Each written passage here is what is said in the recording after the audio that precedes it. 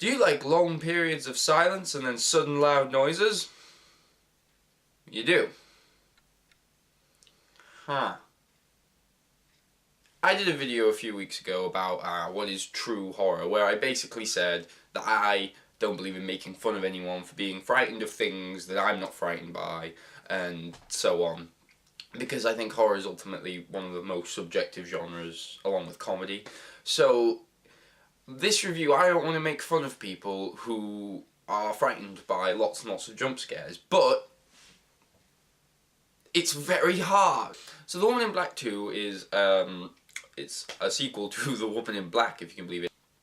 So the first film was a surprise success. It was starring Daniel Radcliffe, written by one of my heroes. It's written by Jane Goldman. And it was, for me, I know some people see it as quite jump scare heavy itself, but for me it was actually quite a classy horror film that had some genuinely creepy moments. There were definitely jump scares in it, but I felt like there was a bit more to it than just jump scares.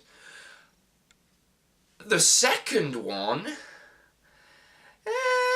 so where the first one had the power of Daniel Radcliffe to rely on, this one doesn't. It stars a woman who is very competent and whose name I don't recall at the current time, and it has Jeremy Irvine, who's also competent enough. I think it was good that they didn't try to just force somebody who they thought was big into it and went for people who were probably right for the parts, and didn't try and just go, well, we need someone who's at least as famous as Daniel Radcliffe. They kind of went, you know, we're not going to get someone as famous as Daniel Radcliffe to be in a horror sequel, so don't try. And I admired that. And the setup is actually quite interesting because they move things forward from the Edwardian era to World War II. And because of the Blitz and because of the war, a load of children were evacuated to the country. That's history, you know that. And so the story centres on this particular group of children who go with their headmistress and their teacher to the house of the woman in black. I think it's the Eel Marsh house. The woman in black house. Which, from minute one, you're kind of like laughing because they walk in and it's like, oh, well, this is a perfect place for the kids, except the teacher, who was the only logical person in the film. But there, this is a perfect place for the kids. It's the most contrivedly creepy place in the world. It has like every single terrifying thing, like the creepy toys and it's no one on earth would think it's fine. But they go, well, it's the only place we have, I'm afraid. It's not. It's not the only place you have. You have other places, and they're not staying there. I'm not buying that. But the one thing it does do well is it uses the Blitz as an excuse for them not to leave the house. So there's a scene where the woman's saying, we've got to get everyone out of here, it's not safe. But outside there's bombings going on, and that forces them to stay in the house. And that was kind of, oh, that was clever. That was a good way around that usual plot hole. So it does those things well, and it sets up the atmosphere quite well with the fog, lots of fog, very, very foggy film. And the cinematography is good, and the production design's good, and the score's good, and all of those things are very good. But that just makes it all the more infuriating that such talent is wasted on something so empty. It's even more infuriating because in the very, very, very, very, very early stages, there is one scare with the woman in black in the background. This isn't a spoiler, this is just a description of a scare.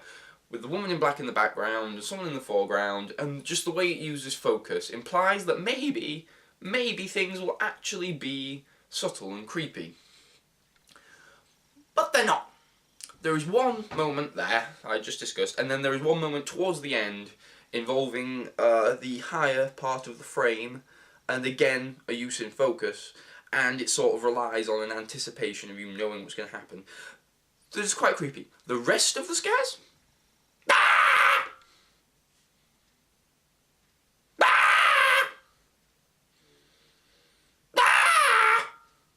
Or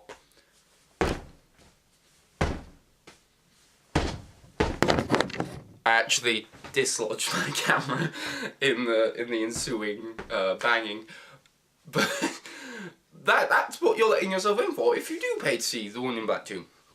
Just a lot of bah. And then it does this ending that actually is quite nice because it's not a sequel bait ending, or it seems like it's not a sequel bait ending, and until it goes out of its way to be the most forced sequel bait ending, and totally undermines what was actually quite a sort of emotionally focused ending. It's got every cliche in the book. It's very jump scare laden. Characters are bland as fuck. It's filled with people doing things they'd never do. I'm a horror film fan. It's crap. When I did our Twitter review, because we have a Twitter page now, check it out. I gave it 5 out of 10. I was being generous. I haven't seen it since. It's just I've grown common sense since then, and I'm gonna knock it down to 3, I think, maybe 4. 3 out of 10 for The Woman in Black. Was it called The Angel of Death or Angel of Death? I don't even know.